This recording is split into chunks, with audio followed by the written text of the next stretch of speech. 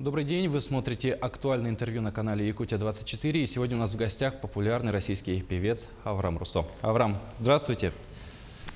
Здравствуйте. Насколько понимаю, вы впервые в Якутии. Да, впервые. Человеку родом из Ближнего Востока не показалось ли такой прохладный прием нашей республики? Ну, я довольно долго в России, поэтому я был в Сибири, я был где минус 40, я видел. Но у вас особый холод, сказали, что до 60 минус может упасть. Ну, повезло. Да. Это потому что зимой бывает где-то в январе, сейчас, конечно, октябрь, конец, хотя на самом деле теплее для этого времени года, чем обычно. А с 2010 года вы живете, грубо говоря, на две страны, в России и Америке. В Штатах у вас дети и дом, в России у вас творчество и бизнес. Вот как удается сохранить бизнес, учитывая нелегкую обстановку между Америкой и Россией? А мне не касается политические вот эти моменты между двух стран. Во-первых, я известный артист в России, скажем. Да, работаю очень много в Америке для русскоязычных, опять все-таки, русскоязычное население Америки около 9 до 10 миллионов. Но все равно моя работа основная, скажем, в России. А они ругаются между собой, что бы они ни сделали, это мне не касается никак, не пересекаются. Лишь бы они не отменили Аэрофлот. То есть даже с точки зрения вот санкций, которые вводят на бизнес? Санкции это влияет на всех нас, то есть на бизнес. То есть если вы не зарабатывали, скажем, вы не будете приглашать артистов, и тот не зарабатывал, вас не будет. Эта цепочка такая, понимаете, наполняет, как говорят, одна рука, то есть моет другую руку. Поэтому очень серьезная ситуация. Я не знаю, сколько это представляет, имеет представление жители страны России, я имею в виду все. Если понимают, конечно, многие не понимают этого, потому что как они работали сотрудником фирмы, так и работают, скажем. Но их боссы, они большие мучения получают, понимаете, это непростой путь. И очень много, огромное количество стран, которые они не согласны с Россией, например. Есть очень, я надеюсь, то есть, Господи, всегда я говорю, чтобы не было ничего такого, войны, чтобы не было, хуже, чтобы не было. Очень опасная ситуация. Вот вы сказали, что основной ваш бизнес в Штатах ориентирован на русскоязычное население. Да. То есть в чем оно заключается, эта работа? Нет, я артист, поющий, я пою, поэтому мероприятия, концерты и так далее. То есть у меня других бизнесов нету. Иногда я открывал, да, в 2007 в Америке ресторан, но это не мой бизнес, надо было заниматься. А когда в 2010 я вернулся обратно в Москву, пришлось, то есть, через какое-то время избавиться, то есть, понимаете. А насколько уютно вы себя ощущаете в российской эстраде, и как вообще повлияло на российскую эстраду, повлиял уход Иосифа Кобзона? Никак. Это не те времена, я выясню, чтобы народ поняли. Есть ряд имен известных, считают примадоннами или великими. Реально они в жизни, они великие артисты, они сделали очень много, скажем, для эстрады. Но они не решают ничего. Сегодня очень много лагеров в стране. Этот канал, его лагерь, этот холдинг, например, радиостанция, там, они между собой могут и воевать, могут и мириться. Но нету сегодня вот одна фигура, которой он командует. Одна фигура командует, здесь президент страны, все, больше никого. То есть сегодня вам, в принципе, уютно на российской эстраде?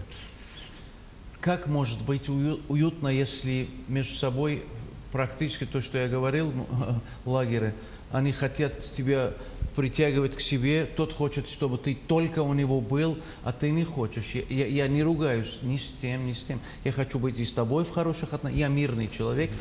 Тогда нет, ты должен определить, ты понимаешь, чью сторону ты должен взять. Есть такие сложности, да. А вот сравнивая с другими странами, такие же сложности там есть, и вот именно это деление на лагеря на эстраде имеется? Смотрите, давайте, то есть узконаправленно говорим, то есть Запад, Америка и Европа, Англия, скажем, вот эти страны. Есть жесткий контроль государства, то есть есть профсоюзы музыкальные. Они реально решают много вопросов. В России нету контроля. Государство не вмешивается в этом процессе, мне кажется, есть минусы свои в этом плане, поэтому пришли богатые люди, как компания «Газпром», например, покупали холдинги, «Лукойл» покупали холдинги. «Лукойл» где, музыка где, радиостанция. То есть музыка перестала быть музыкой, стала бизнесом, понимаете, потому что, кроме того, это может быть убыточно, они не зарабатывают на это, но это же популярность.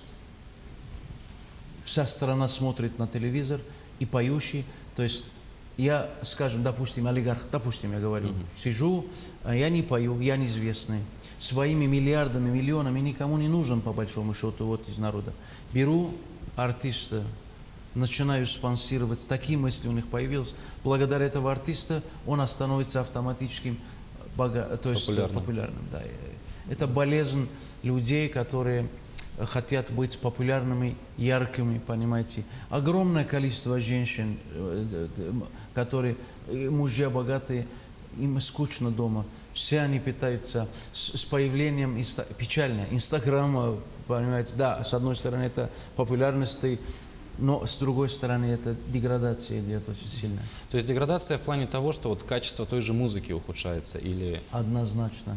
Появились ряд артистов, может, великие, супер, я не знаю, может, я не понимаю. Значит, смотришь на них, они же должны быть артист, я должен быть хорошим примером для нового поколения.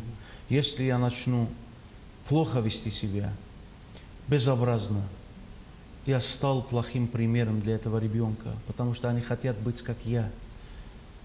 Это очень печально. Я не говорю о плохих вещах, я говорю о реальности, реально как есть. Вот у меня вопрос такой. Ну, я считаю, что в исполнителе самое главное, чтобы ему было что сказать. Вот среди молодых исполнителей есть ли кто-то сегодня на российской эстраде, по вашему мнению, кому действительно есть что сказать и есть что сказать хорошего? Ваши вопросы очень интересные, но с моими ответами получается, как будто я отвергаю или мне не нравится, или чтобы поняли правильно, не это, то есть я не отрицаю, не то. Смотрите, мозг находится в голове человека, или его есть, или нету, и также знание и мудрости. Если есть у него мудрость, есть о чем говорить, чем сказать, что сказать. Если у него этого нету, в волосах ветер, как говорят, в трусах дым, значит, ни о чем говорить. Хотя бы пусть поет хорошо, пусть подготовит хороший продукт, и вместо того, чтобы испортил вкус народа, а наоборот, он добавлял колорит, понимаете? То есть в первую очередь все-таки качество исполнения. Очень важно. Включаешь радиостанцию, слушаешь, что слушать. Если ерунду, значит, есть очень интересная поговорка с арабского «повтор учит ишака», говорит. То есть, как повторение учения, здесь не идет никакой матери не идет речь учения. Здесь повтор учит ишака. То есть, с повтором этого идиотизма, то, что пускал, уже сидит здесь. Раз 10 ты слушал, 20 уже... нравится, потому что привык, заставляет народ привыкать. Да. Вот перейдем от музыкальных немного тем. Насколько известно, вы успели и пожить, и попутешествовать по многим странам мира, при этом являетесь полиглотом, знаете больше... Глотал язык полиглот. И знаете больше, чем 10 языков, то есть английский, армянский, французский и так далее, их перечислять можно. Как вам удалось выучить вот такое количество языков? В чем секрет? Это вот какая-то врожденная или все-таки работа над собой? Надо работать над собой, надо изучать. Так с небес ничего не сыпается, а мы не лежим под деревом, говорим, падай, я хочу тебе съесть фрукту. Надо шевелиться, учиться, заниматься этим. Многие по 10 лет и 15 лет ходят и учат. В итоге ничего не получается, потому что дело не в хождении в школу или нанимать учителя, скажем, частного, чтобы учить. Надо самому понять. Я объясняю всегда, что ты должен понять культуру этого языка, культуру этого народа, с кем я хочу с тобой общаться. Кроме того, мы общаемся, есть у нас общий язык, который убирает наши барьеры общения, есть еще понять. Я должен тебя почувствовать. что тебе нравится. Я могу одним словом оскорблять тебя, одним словом выиграть сердце твое, стать другом твоим. Поэтому я должен этим, я занимался, жил в странах и обратил внимание, приехал в Москву, слово я по-русски, хоть убей, меня не знал. Неплохо, потихонечку начал петь. Потому что я понимал, если я буду петь на английском, на французском, на итальянском, на этих языках, да, я буду иметь определенную, скажем, аудиторию, но все равно я расти не буду. Поэтому я старался, я обратил внимание, ну, я не говорю, Боже упаси, я не великий никто, но старался, хоть пытался что-то сделать. Но вот нет желания освоить якутский язык, вот, учитывая приезд в нашу республику, он, в принципе, относится к тюркской группе языков. Турецкий я знаю хорошо. Да, похож на турецкий, вы им свободно владеете, вот, может быть, языки похожи, что-то попробуйте сказать. Ütü günenen min atın Avraham Russo ehigi sahasere sürbe türüt kanalı korohut ehige barı ütüğünü eyni. Мне кажется, очень здорово получилось, учитывая, что я даже, живя всю жизнь в республике, до сих пор не получается выучить, как не пытался. Чем отличается? Смотри, турецкий язык был таким раньше. Когда они были сельджукцы, они все с одного места. Они, значит, 20-е годы, после развала, вот, чтобы понимать, так было, вот эти сложные, вот эти буквы, которые ты не сможешь произносить в жизни.